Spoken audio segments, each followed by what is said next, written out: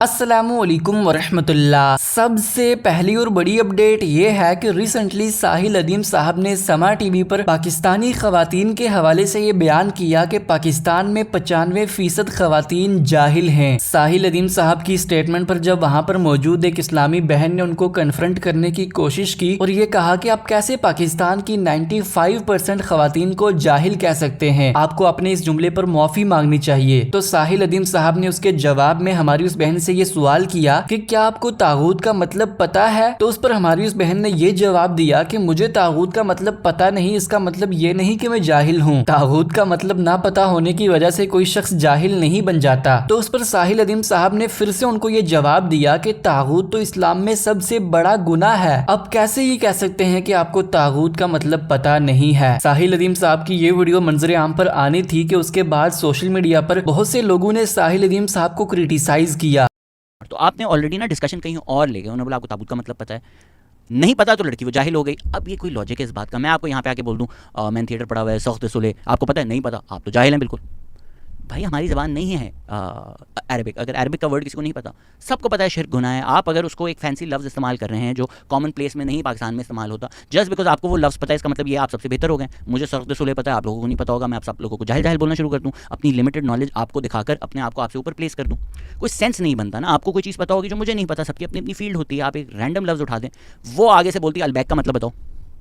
آپ کو نہیں پتا ہوتا تو آپ واپس جاہل ہو جاتے ہیں۔ یہ اس طرح کا گیم بیک اینڈ فورتھ چل رہا ہے۔ نیکسٹ اپڈیٹ یہ ہے کہ آخرکار انجینئر محمد علی مرزا صاحب کا ہیومن ملک بینک کے حوالے سے موقف آ چکا ہے۔ غیر متوقع طور پر انجینئر صاحب کا وہی موقف ہے جو باقی تمام علماء کرام کا موقف ہے۔ انجینئر صاحب کا کہنا ہے کہ رضاعت کے رشتے میں جو اصل چیز ہے وہ دودھ پلانا ہے۔ اگر ماں اپنی چھاتی سے بچے کو دودھ پلاتی ہے یا پھر بوتل میں نکال کے پلاتی ہے، دونوں طریقے سے رضاعت کا رشتہ قائم ہو جائے گا۔ اور اسی بنیاد پر انجینئر صاحب نے یہ کہا کہ جب ہیومن ملک بینک میں خواتین کا دودھ کلیکٹ کیا جائے گا تو وہاں پر ہر بوتل پر اس خاتون کا نام لکھنا ضروری ہے، تاکہ جو شخص اس دودھ کو خرید رہا ہو تو اسے معلوم ہو کہ وہ کس کے ساتھ اپنے بچے کا رضاعی رشتہ قائم کرنے والا ہے۔ یہ جو دودھ بوتلوں میں جمع کیا جائے ان ملک بینکس کے اندر، تو ان کے اوپر باقاعدہ ٹیگ لگنا چاہیے، اس عورت کا نام اور شناختی کارڈ نمبر اور باقی ساری چیزیں، تاکہ اگر کوئی اپنی اولاد کے لیے وہ دودھ لے کر جاتا ہے تو اسے پتا ہو کہ یہ وہ عورت ہے جس کا ریکارڈ یہ ہے۔ اور 5 دفعہ جو میں نے صحیح مسلم کی حدیث بتائی کہ 5 مختلف اوقات میں اگر وہ ایک ہی عورت کا دودھ پیے گا تو چونکہ رضاعت کا رشتہ اسٹیبلش ہونا ہے، تو اسے پتا ہو کہ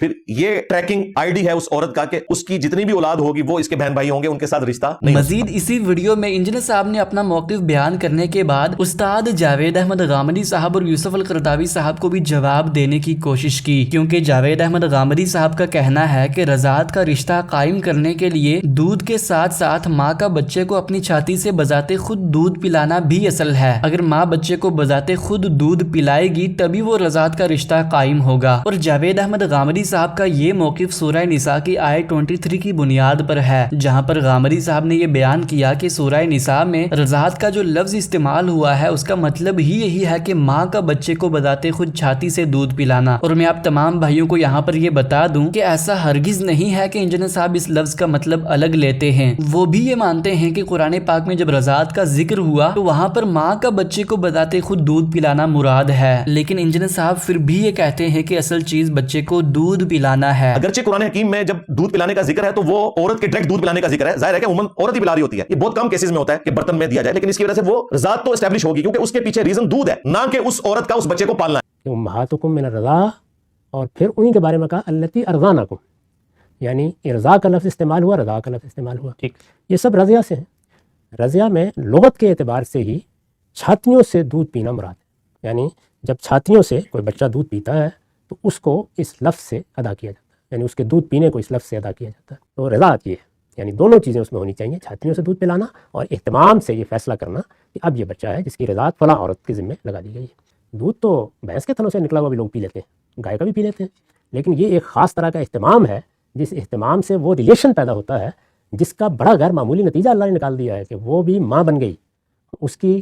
بیٹیاں بہنیں بن گئیں، اس کے سارے تعلق قائم ہو گئے، بہت بڑا نتیجہ ہے۔ تو یہ بہت بڑا نتیجہ اصل میں اس طریقے سے اس جسمانی تعلق کے وجود میں آنے سے ہوتا ہے۔ تو ہمارا زاویہ نظر یہ ہے. نیکسٹ اپڈیٹ یہ ہے کہ آخرکار عظمیٰ رومی صاحبہ نے قیصر احمد راجہ صاحب کو جواب دیا. عظمیٰ رومی صاحبہ نے اپنی لیٹسٹ ویڈیو میں یہ بیان کیا کہ قیصر احمد راجہ صاحب جن آئیڈیاز کو امام غزالی کے آئیڈیاز بنا کر پیش کر رہے ہیں اصل میں وہ امام غزالی کے آئیڈیاز ہیں ہی نہیں, وہ تو ان لوگوں کے آئیڈیاز ہیں جو امام غزالی کے خلاف کھڑے تھے, لیکن قیصر احمد راجہ صاحب غلطی سے ان کو غزالی کے آئیڈیاز سمجھ کر جھوٹ بیان کر رہے ہیں. اب سچویشن یہ ہے کہ کاسمولوجی کی اس ڈیبیٹ میں قیصر احمد راجہ غزالی کی مخالف صف میں کھڑے ہیں لیکن غزالی کو ڈیفینڈ بھی کر رہے ہیں, اور اس آئرنی کا انہیں اندازہ بھی نہیں ہے کیونکہ جن کاسمولوجیکل آئیڈیاز کو غزالی کے آئیڈیاز قرار دے کر وہ غزالی کی حمایت میں ایک نہیں 2 ویڈیوز بنا چکے ہیں, وہ آئیڈیاز دراصل غزالی کے نہیں ہیں بلکہ ابن سینا اور الفارابی کے ہیں. یعنی وہ نظریات جن کو غزالی غلط ثابت کر رہے ہیں اس ڈیبیٹ میں ایگزیکٹلی انہی نظریات کو غزالی کا پوائنٹ آف ویو سمجھ کر قیصر صاحب ان کو ڈیفینڈ کر رہے ہیں, اور ایسا کرنے میں امام غزالی کو ریپیٹڈلی مس کوٹ کر رہے ہیں اور ساتھ ہی ساتھ مجھ پہ بہتان لگا رہے ہیں کہ میں غزالی کے بارے میں جھوٹ بول رہی ہوں. اب جبکہ میں نے تحفۃ الفلاسفہ کے 17ویں چیپٹر میں 2 جگہ غزالی کا یہ دعویٰ دکھا دیا کہ وہ جائز رکھتے ہیں کہ روئی کو آگ دکھائی جائے اور وہ نہ جلے,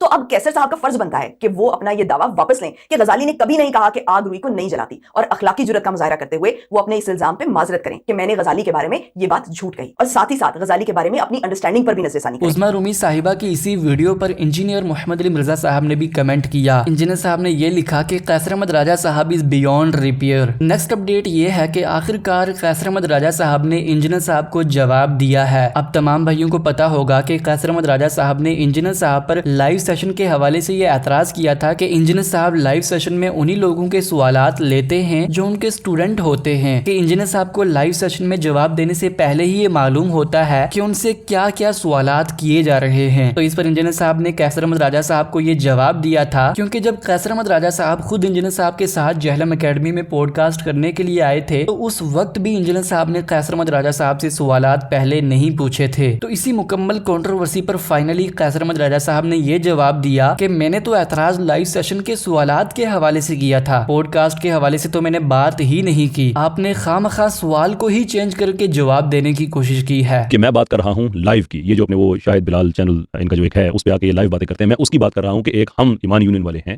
کہ ہم لائیو بات کرنے کا مطلب ہوتا ہے لائیو بات کرنا, جو مرضی آ جائے. ان کے ہاں یہ نہیں ہوتا, ان کے ہاں سلیکٹ کیا جاتا ہے بندہ کون ہے, یعنی آلموسٹ اپلائی کیا جاتا ہے کہ میں شو میں آ سکتا ہوں یا نہیں آ سکتا. اس پہ یہ صاف فرما رہے ہیں کہ میں پوڈ کاسٹ کے کوشچن نہیں لیتا وغیرہ وغیرہ. پوڈ کاسٹ کا ذکر کس نے کیا ہے؟